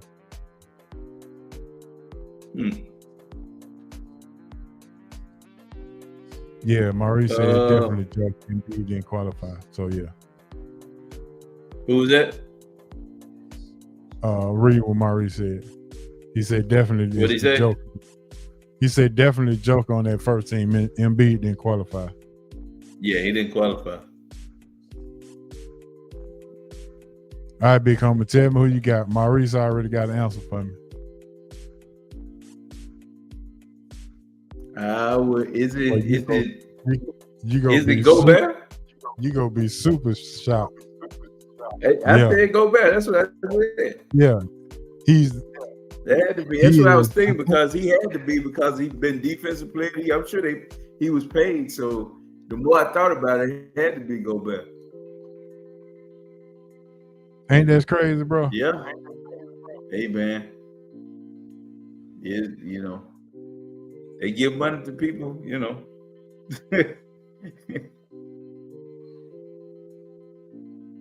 That is. Are you surprised that of the 14 that didn't make it? Well, I mean, this was a year that we had some injuries to some people that kind of took some teams out of it, man. I think that Philly would have gone farther if Embiid would have been healthy. I know Maurice is laughing, but I mean, he's one of the best players in the league. I think, I don't know, maybe so, man. But when you look at three of the guys you're talking about, they all went out on one squad. That was Phoenix, I'm sure, right? Yeah. Yeah. So three of the 15 went out on one team. So I think and then Steph was on one, highest paid, I'm sure. Yeah. To your point, it's kind of a change. It's a changing of the guard, though. All right, but to your point about Sam Cassell, Sam Cassell, he's been an assistant for 15 years now. Right. So what's the holdup? That's what I don't understand. What is the holdup? He must be related to Airbnb. Airbnb. Yeah, he got to be related. Could be it, big homie. Something going on with that. How does Anthony Davis make the second team? Big homie. I mean, you look. AD had a good year, big homie. I mean, we are, we critical of him, but he had a good year. Okay. He had a good year. And the one thing about it, he stayed healthy most of the year, which ain't something he normally do. Yeah, so he qualified. So that's an accomplishment in itself. In itself, exactly. Because for all the Braves fans, the Braves are up 2-0 right now. You boys been struggling a little bit, haven't you? Yeah, they can't get that pitching together. I don't know why they keep throwing Bruce Elder out there. I'm watching. They did put McDaniels on Luka. Oh, they did. Yeah, they started and on Kyrie. You gonna be a GM. You gonna be a GM one day, ain't you? Hey man, I would love it. I'm sure they make a nice little piece of money. Yeah. And I don't even have my TV on right now. At least I don't. I got it on, but it ain't on that. I need to change it. Yeah. But I'm wait till after the show. We'll see what's going on with it. Oh yeah. All right, let me see what else I have for you. Yep. Look like we might get out of here on time tonight, huh? Oh yeah. That's what they're looking like. Oh yeah. Looking like. Yeah, so but we do have that option though. So it's all G. Let's go ask you, has Ant-Man stopped the international takeover?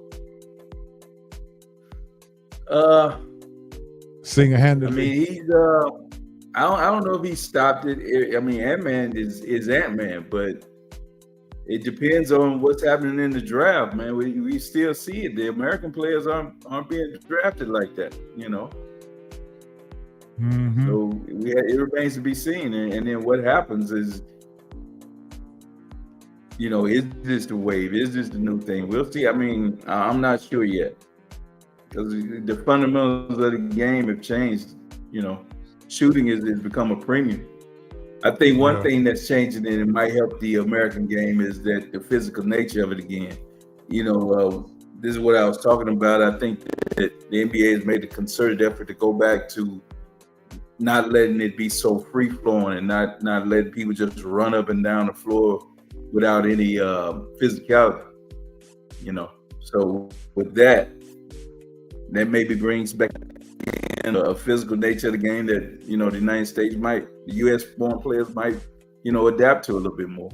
Because the European game is more of a wide open, you know, shoot, fundamentals, pass, and all that. But there's no brute force in the game no more. You know, it's a big center back into the league by letting it be more physical. So you gave me your funniest thing that happened all week. Can I give you my most, what should I call it?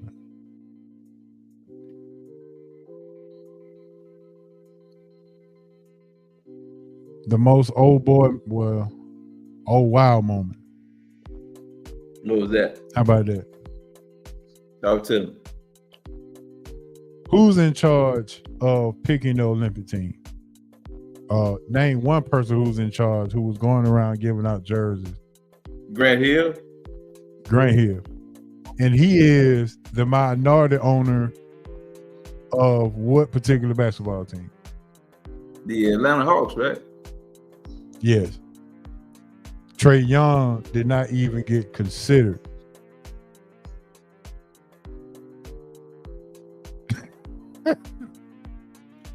I mean, I just want to get your thoughts on that, bro. Cause I just, you know, when I looked at was Grant Hill a figurehead, or was he into really in depth on helping make the decision? He's not a figurehead. Well, if he's in on it and he didn't vote for his own guy, that says a lot about how he wants the organization to move. And he doesn't feel like he has a superstar on his team. If Trae didn't get his, you know, endorsement, you know, I mean, you're not supposed to be biased, but Trae it's not like Trae is not one of the top recognizable stars in the game. You know, I don't know, man. That doesn't sit well if you didn't even go to bat for him. But now that I said that, Because you hadn't thought about that, had you? No, it wasn't really one thing I thought about. I mean, I didn't know if Trey, like I told you before, I don't think Trey is well liked in NBA circles, period.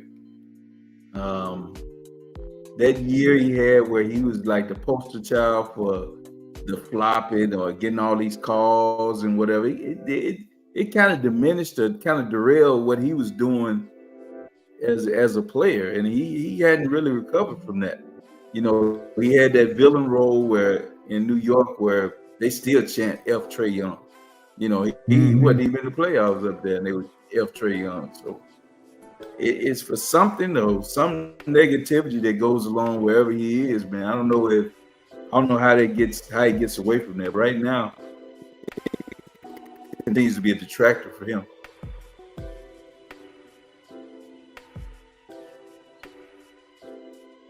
What the Minnesota and the Mavs game? How that's going so far? Started out pretty good for Minnesota. They're making a lot of shots. Luka got a couple of touches in the paint. He has 4. Luka and Kyrie are scoring for them. They're not getting that third score yet because what I've seen now, Washington has missed 2 wide open shots. Cat made a good run to the basket. The size, you can see the difference. So I don't know. McDaniels made 2 threes that, you know, from the wing. So it's only 12-8, but it just looks like they're playing a little bit better right now than Dallas.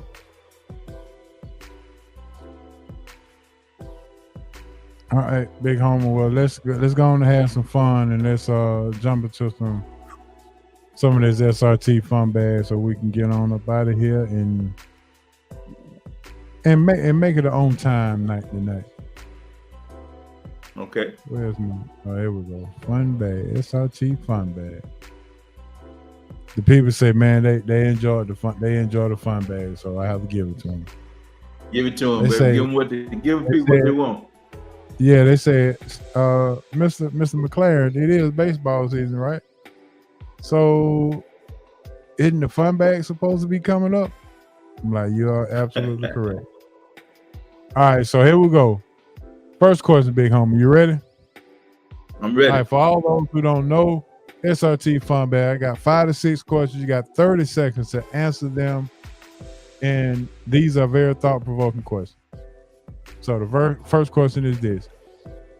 It's a fill in the blank. It's because of blank that I'm a better person today. It's because of my father that I'm a better person today. It's because of who? My father, Mr. Rose. Okay. All right. Good deal. It is because of my therapist and my surgeon that I'm a better person today.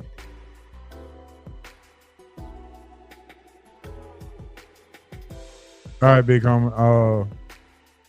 I'm sure you gonna remember this. If you in church on a Sunday, you done went to church with my dear and mom, and you get kind of bored, and they know the kids get antsy in the back, and they say, well, pass them some candy and let them calm down. I got 3 options for you. The peppermint candy, the strawberry hard candy, or the Werthers. Which one are you picking out of? Which one are you picking? It was always, it wasn't worth it. It was just them butterscotch back in the day. But yeah, it for me, it was the peppermint. I always give them the peppermint. Yeah, because it keep their breath fresh too. There it is. I'm gonna have to go with the Werthers, Big Homie. I hate you. Yeah, that butterscotch something else. All right, question number 3. I don't think we got nobody in the chat. We ain't getting no what's calling over here. Everybody watching that game? Yeah, something like that. All right, third question. What goes on your collard greens? Hot sauce, pepper sauce, or vinegar? If anything, a little pepper sauce. I like a little spicy, maybe a little hot sauce. Okay. I ain't with that vinegar, man. Yeah, I'm going with the pepper sauce for sure. Yeah. I don't need the hot sauce, but I'm definitely going with the pepper sauce.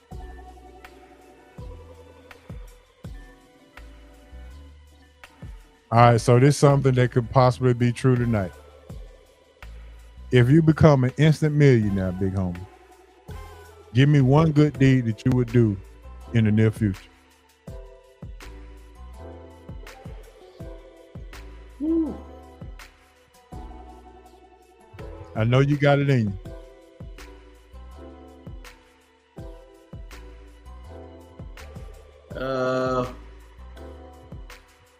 Man, it's a lot of good things that I'd like to do, big homie. I don't need but one.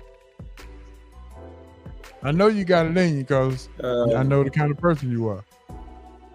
Yeah, I'm setting up my youngsters, especially my grandbaby, for the future. Setting her up where she can have a chance in life. So I just kind of touch some people's lives to get to be able to kind of, live in a better way. So I can't say who or what I would do. There'd be a lot of people that I reach out to and touch, big homie. You'd be one of them. All right, well, that's good. I appreciate that. Well, I got a couple. I definitely touched some folks that has touched my lives, and I would definitely find me a kid to sponsor in the sports world. Matter of fact, I think I know that I would sponsor my guy Noah. I would definitely sponsor his senior year in high school as he signed with Louisiana. He's a Raging Cajun. He signed with them to play baseball once he graduates. Okay. And I'm like, what if he get drafted? Because he's that good. They just won the state championship this year. That's all right. Yeah. So Noah Lewis, I will sponsor him. All right, we're gonna keep a lookout for Mr. Noah Lewis. Yeah, so he will be my sponsor. Take the pressure off his mom, a loyal listener, Miss Monique Harper. We'll keep the pressure off her, and we'll go ahead and sponsor him for the whole senior season. His whole travel, all his travel ball will be paid for. Mr. Good Deed, yes sir. Sound like one of them. Yeah. Next question. Back when you was a youngster, tell me this, big homie. What TV show would you actually run home to watch? Big homie, I told you this before. When I was a youngster, black people didn't have shows that were on. So when they did come on, Fred Sanford, Sanford and Son, Good Times, and the Jackson 5 show, those type of shows, when they came on the television, the streets got silent because whatever house we were going inside to watch those. So those were the shows when I was young. You definitely want to see Sanford and Son. Definitely got to see that. Yeah, Sanford and Son, Good Time. A lot of people don't remember that the Jacksons had a show. Oh man, they had it, yeah, for sure. The Ride Show. All right, for me, man, I ran home. I mean, I used to run home anyway. But one of my favorite shows growing up, I could not miss, was this show called Space Giants. And a lot of people don't remember that, but Space Giants was the joint back then, bro. That's when it was over in China where they had these heroes, Golda, Gam, and Silver. They used to turn into rockets. Okay. And they used to the villain name was Rodak, and he had some Lugu men that used to be in these weird little tights and all that. But Space Giants was the jam back in the day. See, I remember Giant Robot. I used to watch that. I used to watch Ultraman. Those were Japanese shows also. They used to come but on Space in the Giant evening after was school. definitely, Space Giant. Yeah, pull it up. They still got a Okay. couple episodes on YouTube. Okay. Tell me if you remember that. All right, the last Your boy question for the Kyrie night. Big balling, homie. J. What's that? Kyrie balling. He balling right now. All right, well, I ain't surprised. Keep one, bench one, cut one. Paid weekly, paid bi-weekly, or paid monthly? Pay me, keep paid weekly, bench bi-monthly, and cut monthly.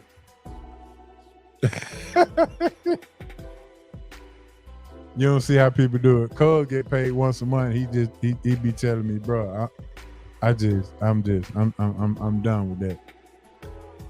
Dude, I get paid twice a month. I get paid by a week. I think that was about a month, whatever. Every other week. Bi-weekly.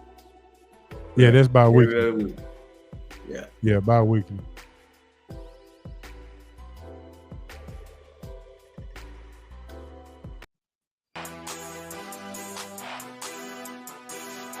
Yep, I found it. All right, man, that's going to end our show for tonight. That's going to end our SRT fun bag as we're about to end the show. We can go ahead and get these shout outs. And we're actually on time tonight. So Yes, sir. thanks to you for tuning in. Thanks for you for continuing to support SRT and Sports Roundtable. Shout out to my main man, Hancock. And before we go, Han, let's go ahead and get these birthday shout outs. Shout out to D. Will's birthday was on the 19th. Shout out to Gerard Brown. Birthday was on the 21st. Mr. Oscar Brown. Yes, What up, sir. Jack? Two wild big homies. Yes, sir. Yes, sir. So happy birthday to them too. I did talk to D. Will. He's doing great. He's doing Good. he's making it. So of course, waiting on him to come on back through and tell us how he really feels. But yeah, That's what's up. the birthdays continue to keep coming. So shout out to the two homies who we hold dear to our heart. Shout out to all the SRT tenants, everybody who tuned in tonight, and everybody who will continue to tune in.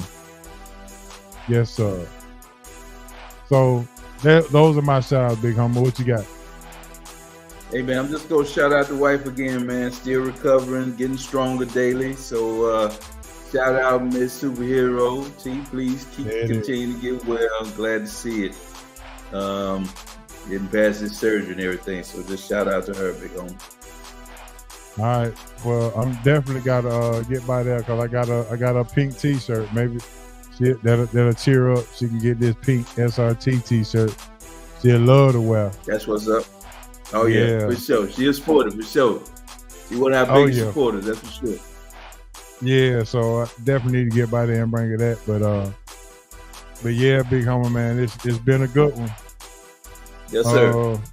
Everything work out, baby. I should have some coming down the pipe, man, where we can really, really get some things popping and going.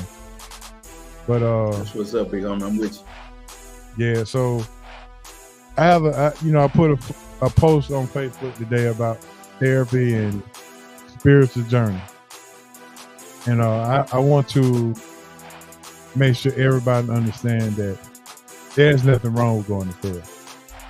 I'm here to tell you that there's nothing wrong with going to therapy. It is absolute one of the best decisions I've ever made. So if you're ever in a tough spot, bad place mentally, reach out to the therapist. They'll get you right. And with that being said, big homie, let's go ahead and get up out of here. Let's roll. Boogie, I'm headed home, baby. This your main man, H.O. from Bankhead, R.I.P. Moms and Pops, R.I.P. BC.